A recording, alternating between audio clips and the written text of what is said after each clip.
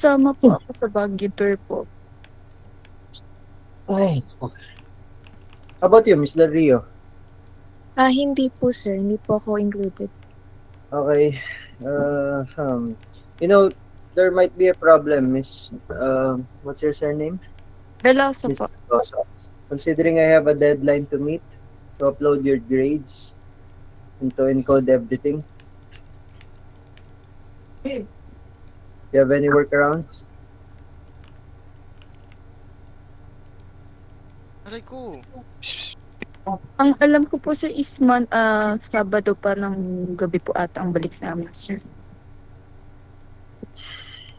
Monday then. So you will take your exam, Miss Veloso, on Monday. Ay, wala yung anak What time? mo. Wala. 5:30. Nakipag-date. On your finals class, Nakipag-date please. na ako yun. I will not give any considerations, any special Wala, may date yung exams for baby those who boy. will not take the final exam on time. Ilan heater natin? Okay. Ilan heater natin? So please, I will ask for your broad Kompleto ko yung Will. understanding Ay, as Will, well as napagamit your ko lahat. full 1, 2, compliance 3. as to Ilan my heater sa inyo dyan? instruction to Tatlo? take the exam 3, yes. as scheduled. Tapos yun nyo, tapos Okay? Rian, tapos dalawa pa sa So akin. next time, Yeah. na sa finals, only this time. Galingan natin, So guys. bear with me if I will Pwede ka ba be mag-command, Super Ben? late in encoding your grades Super Ben? dahil hindi pa kumpleto Active ang farm sa Supremo. ang Tapos dito si Super lahat, Ben, no? In so far as taking the exam. Okay, Miss Veloso, you will join my class J2 o 3 ata yun. Mag-sit in ka na lang sa Okay. class ko. You will check. Ba't sino may gamit Okay. ang ib? Puta, Miss naninilig Giaw, pa. kindly send the file to your Yung una, Yes, yung your una. Layo classmates. na nga ako kay Glenil. Okay na, sir. Okay, very well. Buti ka sinilip eh. Sige. Allow me to just open the file. 450 daw, walang 450, wala pang ano, no? So class, Grabe. we ended with different Diablo. kinds of obligations. Ang And we iba ko lang, concluded our midterm 520, period wala pang with bago. different kinds Pero of naka-post obligations. Now, to finally conclude our topic Sorry, guys, about stop donating. obligations, we will now deal with the last portion of obligations. And this is about extinguishment of obligations. Okay? So as the name suggests, class, extinguishment of obligation, ito ay pumapatungkol sa mga bagay na tutuldok. Okay? Tutuldok sa isang obligasyon or wawakas, no? Magbibigay wakas sa isang obligasyon. Okay, kailan ba natatapos? Kailan ba nawawakasan? Kailan ba natutuldukan ng isang obligasyon? Okay? So we will deal with those items, with those modes of extinguishment, no? One by one, okay? In your books, no? Masyadong mahaba ang provision ng Civil Code of the Philippines about extinguishment of obligation. So pasisimplahin lang natin and we will just pinpoint those items that are important for your consumption, no? So under Article 1231 of our Civil Code of the Philippines, naka-enumerate po dyan ang modes of extinguishment of obligations. Number 1, payment or performance. We have loss of the thing due, condonation or remission of debt, confusion or merger of rights of the creditor and debtor, compensation, novation, annulment, rescission, fulfillment or resolutory condition, and prescription. Okay? So class, we'll deal with these items one by one. Let us proceed with payment or performance first. Okay class, so as a rule of thumb, no, I know you are all familiar with the term payment, but insofar as law and obligation and contracts are concerned, please be mindful that the term payment does not only mean delivery of money. It covers performance as well, no? So class, colloquially speaking, payment ang nasa sa isip natin yan, pagbabayad ng salapi, pagbabayad ng pera. Pero kapag pinag-uusapan natin extinguishment of obligation, under law and obligation and contracts, it necessarily includes performance. So sa madaling salita, hindi lang yan basta pagbabayad ng halaga ng salapi or pera. Okay? So since we're dealing with payment or performance, sino ba dapat ang magbayad or mag-perform ng obligation? I think the answer to that question is very obvious. Of course, we have the debtor. Of course, the debtor must be the one who must pay or perform the obligation.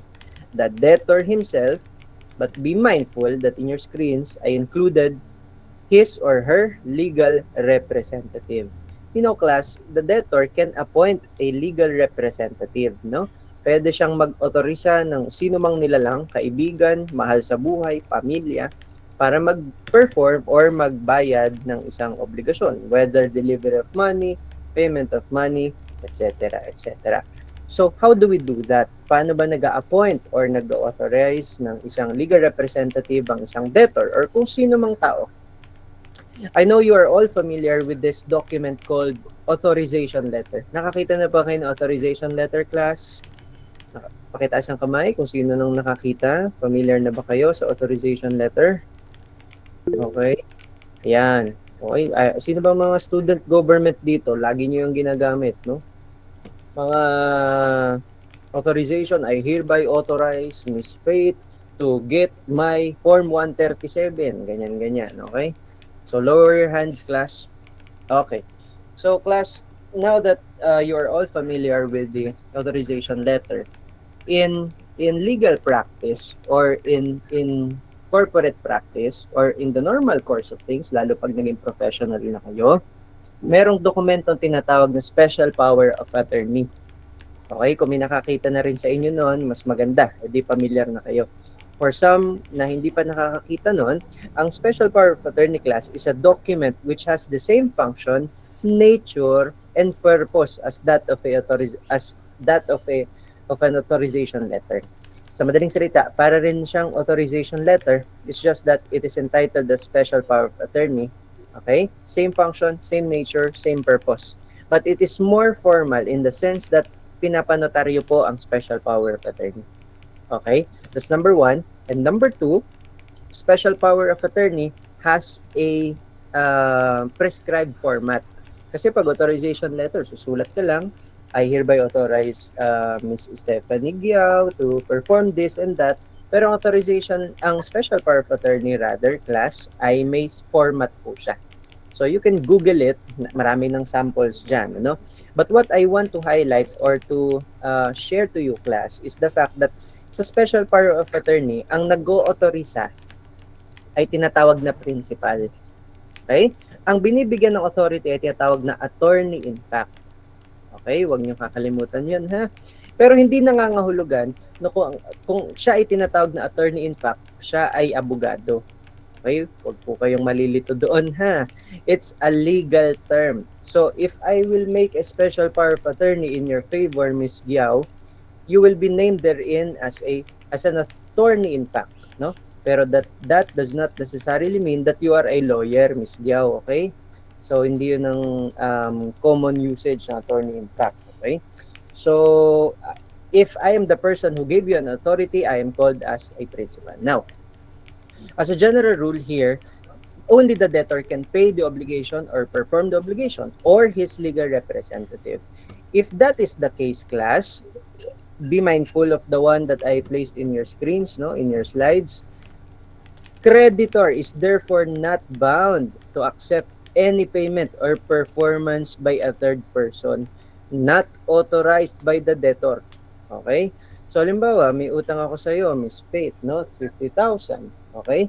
Kung halimbawa, may biglang kumatok sa bahay nyo, ang nag-abot si Miss Giao, wala siyang dalang authorization letter from me, wala siyang dalang special power of attorney from me, you are not bound to accept that payment. Okay? That is the general rule.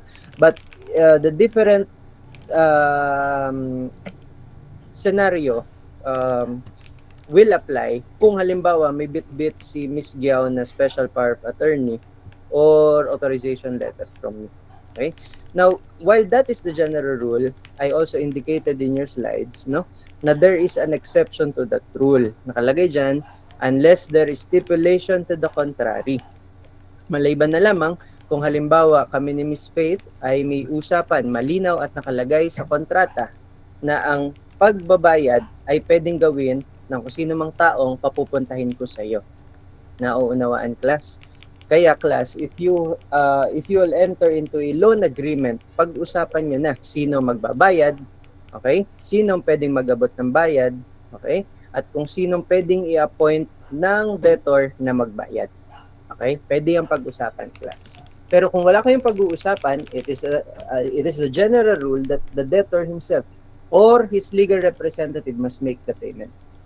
Now that we tackled that kung sino ang magbabayad, ang next question, kanino ngayon dapat magbayad? And the answer is also obvious. Of course, the answer is the creditor. Number one, creditor talaga. Siya yung number one or siya yung person in whose favor the obligation has been constituted. So as a general rule, the payment must be made to the creditor. Okay, number two, successors in interest. So successors in interest class refers to our heirs, no? Halimbawa, si Miss Del Rio. Let us assume that you are a parent, no? Example lang naman to, Miss Del Rio. Kung halimbawa, ikaw ay may mga tagapagmana, halimbawa, ikaw ay may 2 anak, for example, hypothetically, okay? So, again, hypothetical lang to, Miss Del Rio. Let's just assume that ikaw ay nasa piling na ng ating Panginoon, namayapa na, okay, di ba? So, essentially, under the law, your heirs, no, will be called as successor in interest. Kasi whatever you have, rights, property, and obligations, ay sasambutin ng iyong mga tagapagmana. So in such case, kung halimbawa may receivable ka, may kinokolekta kang utang, Ms. Del Rio, kaso nga, ikaw ay knock on wood, no? Knock on wood, ikaw ay namahinga. Yung karapatan mong kumolekta at maningil ay sasambutin ng iyong mga tagapagmana. Naunawaan? Okay, that is why payment shall be made also to successor in interest. Okay? Number 3, of course, similar to the situation of the debtor, of course, the creditor can also authorize someone to receive it. Okay? That is the general rule as to whom payment must be made. Now, since we're dealing with payment class, we have this rule about monetary obligations under the pertinent provisions of 1249. Okay, class, and as a general rule, payment shall be made in stipulated currency. Kung ano yung napag-usapang currency, no?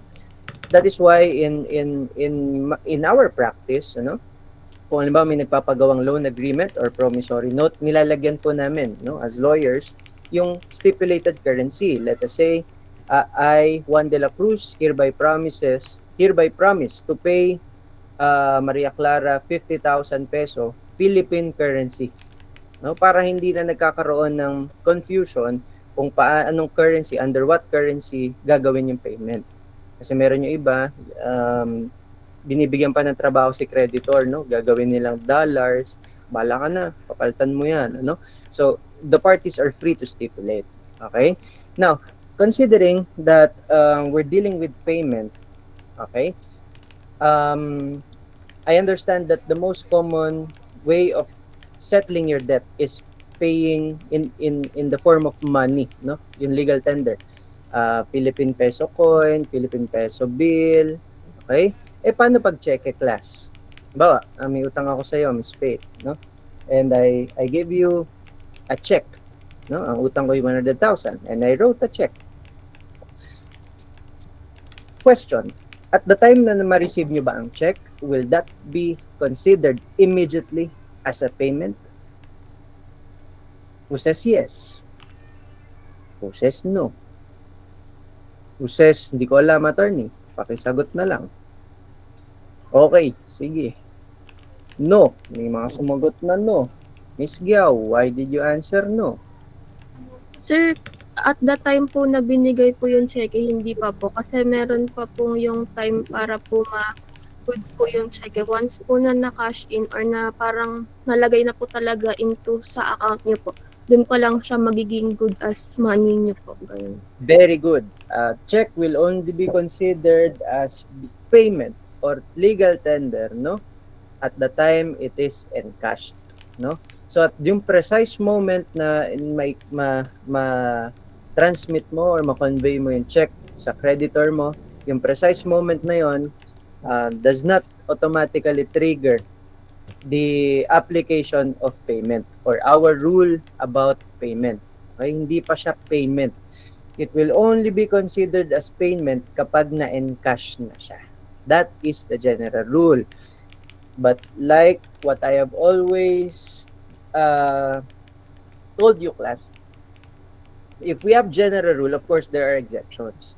Ano yung mga pagkakataon na yung cheque ay considered payment? Or ano yung pagkakataon na yung cheque ay considered as payment? Okay, I will supply the answer. Medyo mahirap ito eh. O sige, Miss Giao. Sir, kapag po yung manager's check po, Very good. Saan mo nakita yan, Miss Giao? nalalaman ko lang po kay mama. Okay.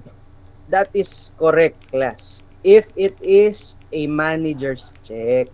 Okay, huwag niyo kakalimutan, pakisulat, class. You will use that in the future, no, in your practice, no? If it is manager's check, it is considered as good as cash. Okay, manager's check is considered as good as cash. Very good, Miss Giao. Okay, so since we're also dealing with legal tender, what you have in mind perhaps ay Philippine coins, no? Philippine bills. Now, question. Kung halimbawa, I have 25 centavos na iniipon ko simula nung ako ay high school pa lamang at may utang ako halimbawa kay Miss Del Rio na 10,000 pesos, no? Sabi ko, marami na akong naiwang mga benching ko, naipong benching ko. If ibabayad ko yung mga benching ko po amounting, no?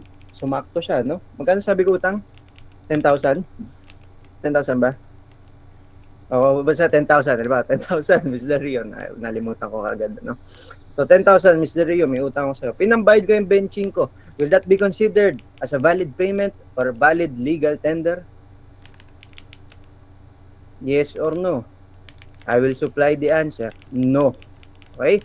Under BSP Circular Number 1162, Series of 2022, yung coins with lower denominations, aside from 1 peso, take note, aside from 1 peso, 5 peso, 10 peso, 20 peso coin, no?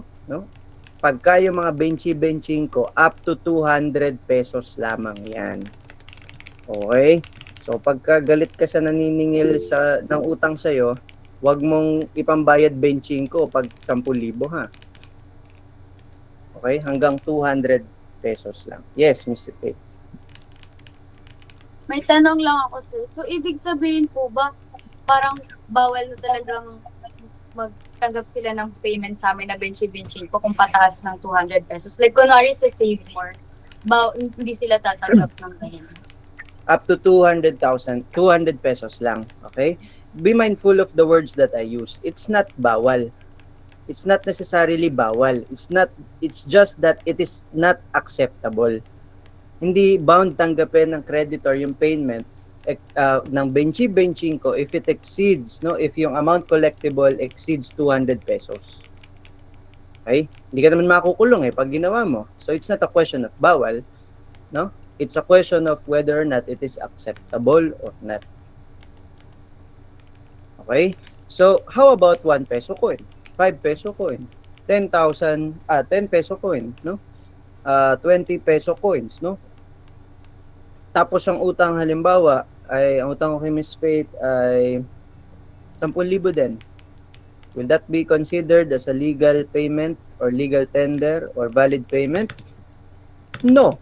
Because insofar as those coins are concerned, it may be used as payments for amounts up to 2,000 only. Okay? Preferably. Okay? Pero again, class, kung acceptable naman, ang kausap mo, may-ari ng grocery store, okay sa kanya yun, mga coins, di ba? Kaya nga, very good question, Ms. Faith. It's not a question of it is bawal or not, or if it's unlawful or not. It's a question whether it is acceptable or not. Kasi kung parehas naman papayag at willing naman magbilang ng todo si creditor, bakit niya tatanggihan, di ba? Kung kailangan niya halimbawa ng panukli. Okay? So that is the rule, no? So we're dealing with legal tender. So legal tender refers to such currency which may be used for the payment of all debts, whether public or private. Okay? It refers not only to coins, but also to notes, no? Yung mga paper bills natin, ano? Nabutan niyo pa ba yung 10 peso bill yung kulay brown, papailan na kayo. Ilang taong ka na ba, attorney? Hindi ko namin naabot yan. Anyway, how about yung orange na 20 peso bill? Naabutan nyo pa naman yan, no? So, those are the things, no? Those notes and coins issued by the BSP, no, shall be considered as legal tender. And those peso, bill, and coins as updated by the Bangko Sentral of the Philippines. Kasi na-update nila yan every now and then. Okay. So this is just about extraordinary inflation or deflation. This is just for your own consumption. Kasi class, alam nyo, there are instances wherein a certain amount of money may not be this, the purchasing power of certain amount of money may not be the same tomorrow, no? Halimbawa, meron kang obligation to pay some money, 10,000, ano? As time goes by, let's say, lakihan natin, 1 million, ano? Loan amount of 1 million, let's say that is payable within 10 years or 5 years, okay? So, habang tumatagal class, pwedeng mag-increase yung purchasing power, pwedeng mag-decrease, ano? So, may mga instances na ganoon. Kaya minsan, nag-uusap yung party. Pagka time na babayaran mo siya, babayaran mo ba siya based doon sa nangyaring extraordinary inflation or deflation? Subject ba siya, as a matter of fact, sa extraordinary inflation or deflation or not? Or it will be paid as agreed upon by the parties from the moment we agreed, ano? Kung 1 million, edi 1 million, not subject to any extraordinary inflation or deflation. Now, again, this is contract, no? This is obligation which may be sourced from a contract. Meaning, dahil contract yan, malayang mag-usap ang parties. Halimbawa, dahil 1 million ito, pag tumagal ang panahon at the time of payment, pwede natin i-subject ito sa extraordinary inflation or deflation. So just be mindful of the requisites of extraordinary inflation or deflation. And one requirement that I want to highlight is the fact that there must be an official declaration from the BSP that there is an extraordinary inflation or deflation. Yun ang importanteng elemento niyan. Hindi pwede sabihin ng party na, oy, may extraordinary inflation or deflation ha. So pag-usapan natin kung talaga bang 1 million na ang babayaran mo talaga sa akin dito makalipas ang 10 taon or 5 taon. Halimbawa, gaya na napag-usapan natin as period of payment. So, hindi automatically ha. Hindi pwedeng napanood mo lang sa 24 oras, may extraordinary inflation or deflation daw, in-apply mo na agad, halimbawa sa debtor mo.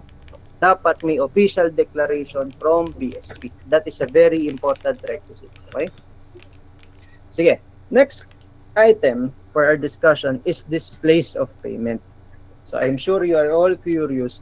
Pag may utang ba, attorney, sino ba dapat ang pupuntahan? Kasi minsan tayong Pinoy, ikaw na utang sa akin, ikaw magbayad sa akin, punta mo ako dito sa bahay, di ba? Oh, may utang sa akin si Miss Faith, 1 million. Medyo naiinis ako. O, di akong puntahan mo dito, magbayad ka sa akin, 1 million. Hindi ako pupunta dyan. But, class, this is the reality. As a matter of fact, this is the one provided in our Civil Code of the Philippines, no? The payment shall be made at the domicile of the debtor. Ayan ang masakit, no? Okay? The domicile of the debtor. Number 2. But be mindful that this will be the rule if there is no express designation or stipulation in the obligation with respect to the place of payment. Okay? Kaya kayo, class, ipapayo ko sa inyo, kung magpapautang kayo, ilagay nyo na ng malinaw sa inyong kasulatan saan ang place of payment. Para hindi sabihin ng debtor na, uy, magbabayad na ako, puntahan mo ako dito. Hindi ganun, ano? Kasi parties are free to stipulate. So be mindful that this rule applies only if there is no express stipulation in the obligation. So again, anong ang lesson dito? Ilagay nyo na malinaw ang place of payment. Okay? Preferably sa place ng creditor o domicile ng creditor. Now, that is insofar as payment of money is concerned. What if it is an obligation to give or deliver a determinate thing? Okay? Sabi sa number 1, the payment shall be made, the delivery shall be made at the place where the thing might be at the time the obligation was constituted. Let us suppose that in an obligation, let's say Miss Veloso and me, no, and I entered in a contract wherein I promised to deliver a car. Okay? Ngayon, time of delivery na. Saan ko ngayon i-deliver?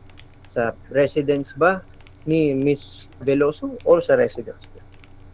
Wala doon yung sagot because the civil code provides it shall be at the place where the thing might be. Kung saan matatagpuan yung bagay na pinramis nung time na nag-usap kami. Now, kung nagkataon na sa garahe ko yan, edi doon dapat mangyari yung delivery, doon kami magkikita, doon ko iaabot ang susi. Naunawaan, class? Okay. So just be mindful of our rules about place of payment. Now, there's this so-called application of payment. As you may know, class, there are instances wherein there is one debtor, one creditor, but there are two or more debts. Halimbawa, talagang hobby na ng debtor mangutang, no? And it turned out na sa dami ng inutang niya, halimbawa, January 2024, February, March, nangutang siya sa mga buwan na yun, tigta 10,000. O, ibahin mo natin. 10,000 January, 20,000 February, 30,000 January, March 30,000, 2024. Now, may pagkakataon na nag-accumulate yung utang, no? Nangutang siya ng maraming beses. Pero yung mga utang na yon must be paid at the same time. Okay? So, ano ang unang isa-satisfy ng creditor kung halimbawa magbabayad na siya? And we have this rule about application of payment. And it has the following requisites. There must be only one debtor, one creditor. Number 2, there must be two or more debts of the same kind. Number 3, all of debts must be due.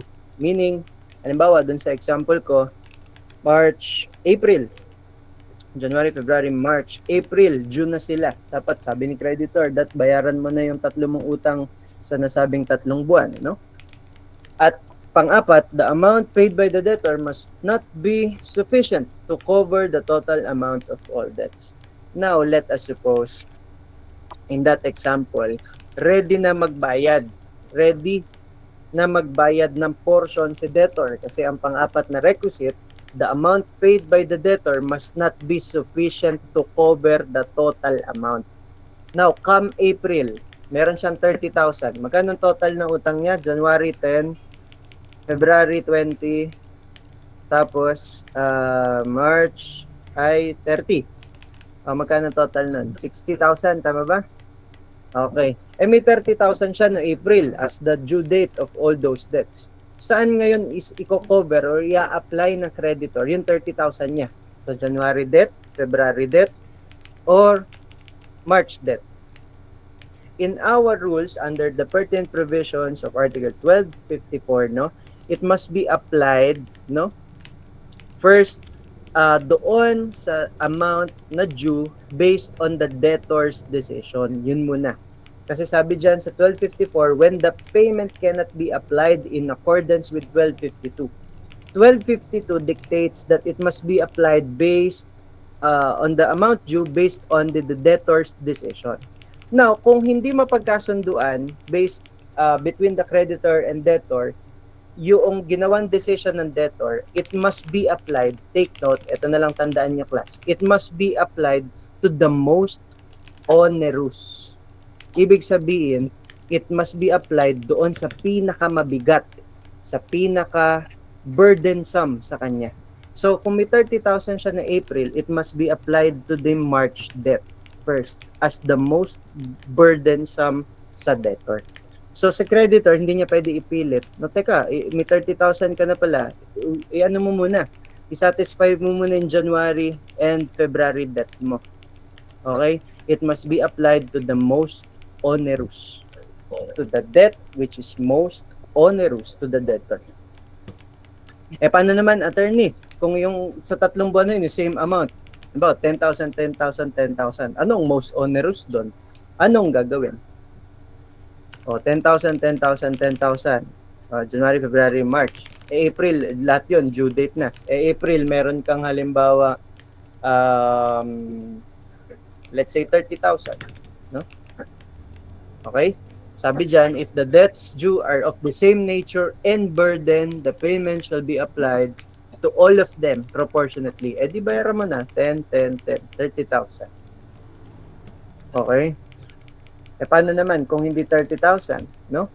Kung halimbawa 15,000, ang pera mo lang noong April.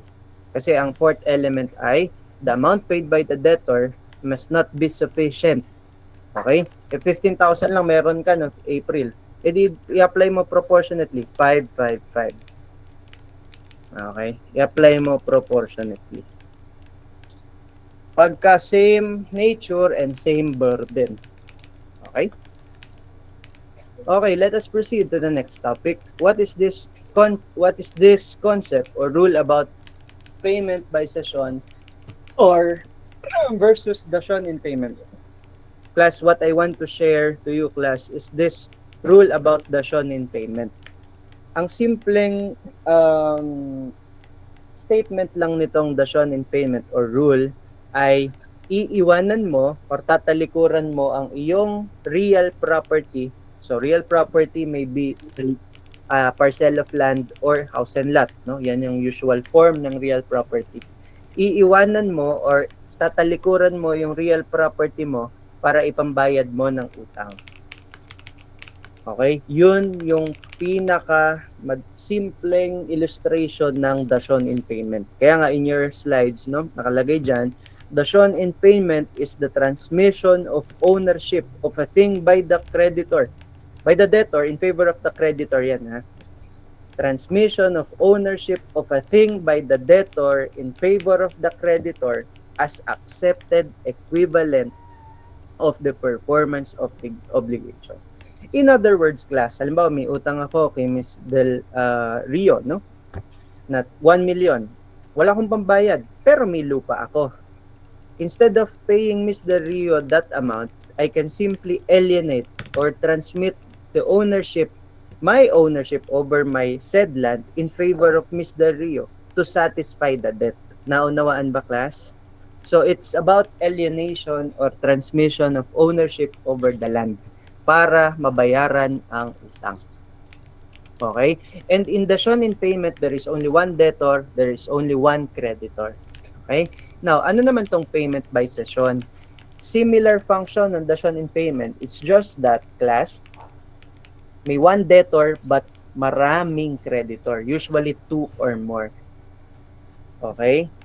2 or more. Eh, dahil nga marami kang creditor, whatever property that you will convey in favor of those creditors, no, the value of that properties must be applied proportionately. Okay? Or respectively. Kasi sa dason in payment, class, just look at this table, class. As to object, yung release ng debtor, no, as to object, release the debtor for the net proceed of the thing ceded or assigned.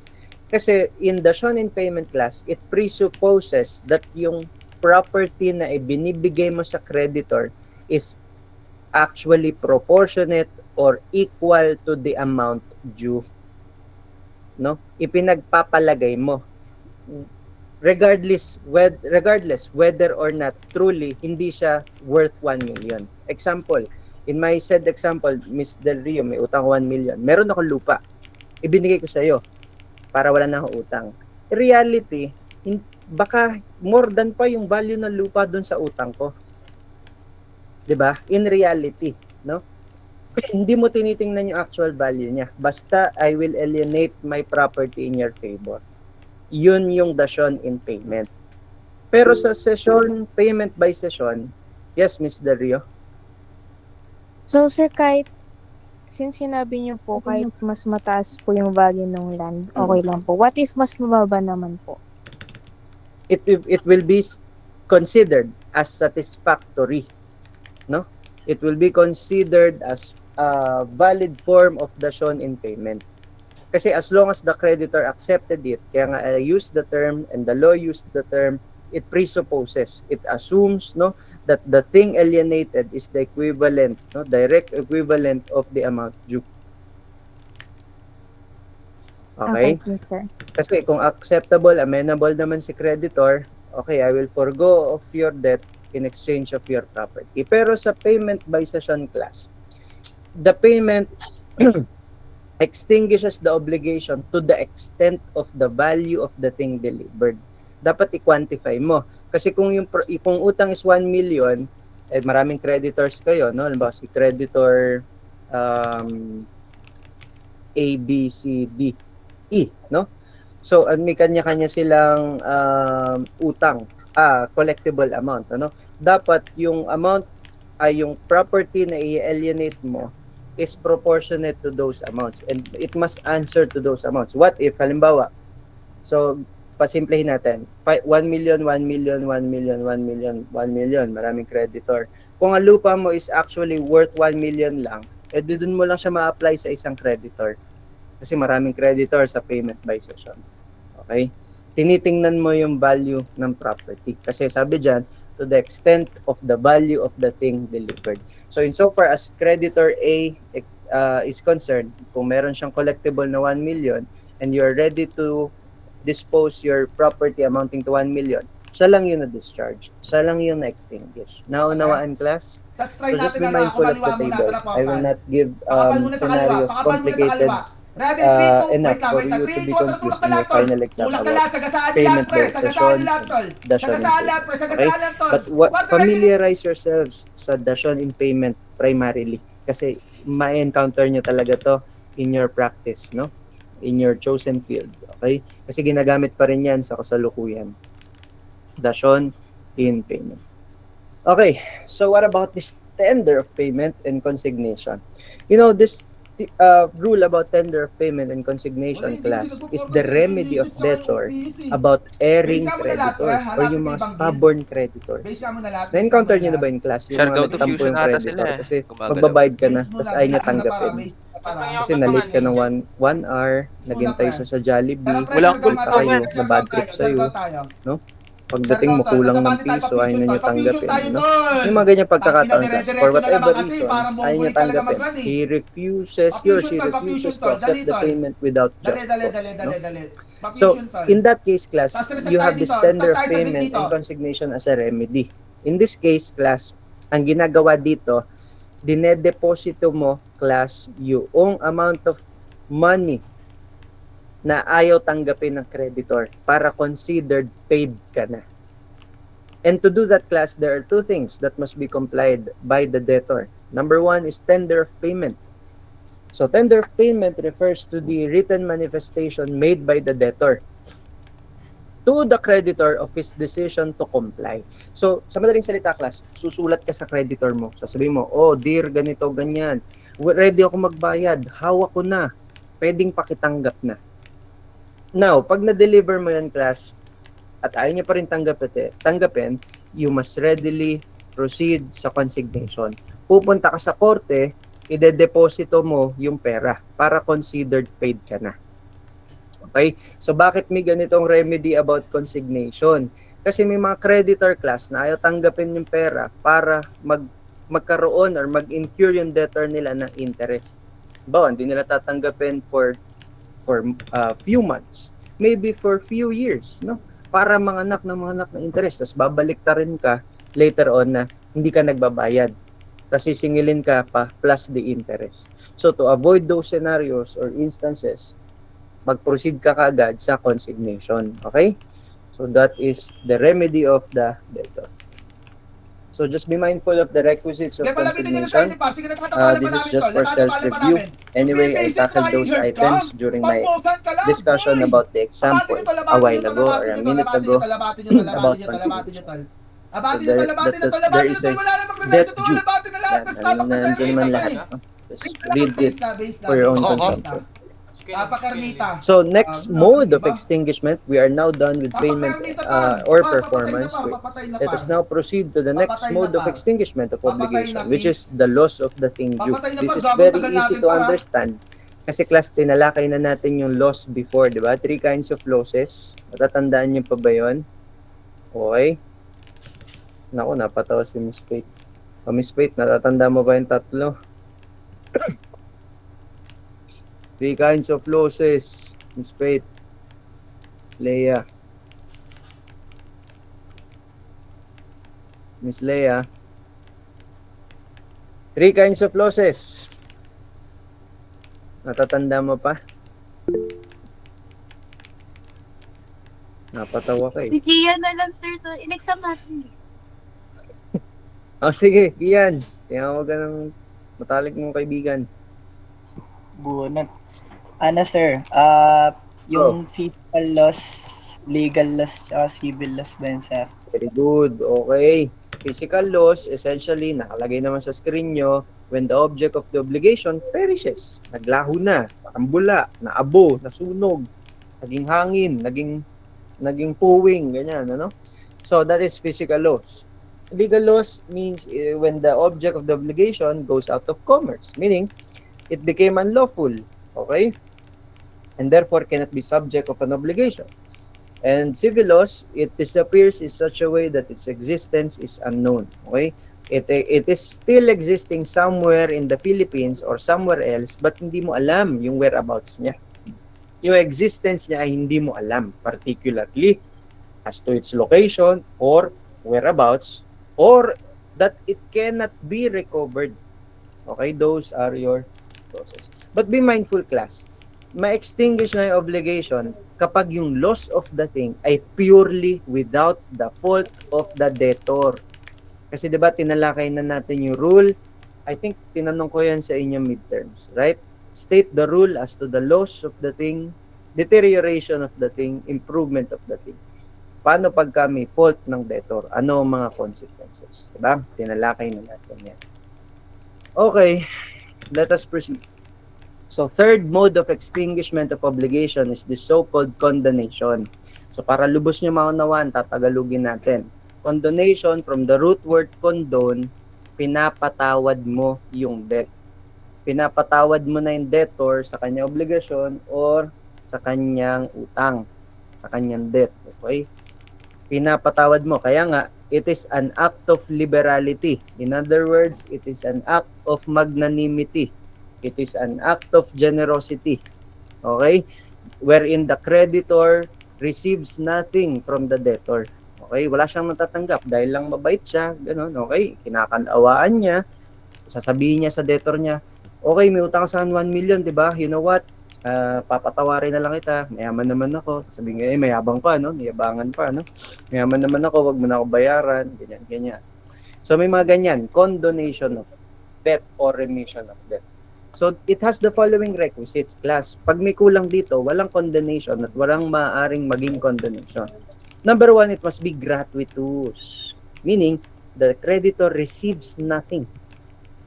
He made such condonation out of his own kindness, out of his own generosity. Okay? Number 2, it must be accepted by the debtor or obligor. Kasi kung ayaw niyang tanggapin, kasi may ganyan, ma-pride. Hindi, babayaran kita. Babayaran kita. Anong bait-bait? Babayaran kita. May ganyan, ano? So, to activate this condonation or remission of debt, it must be accepted by the debtor.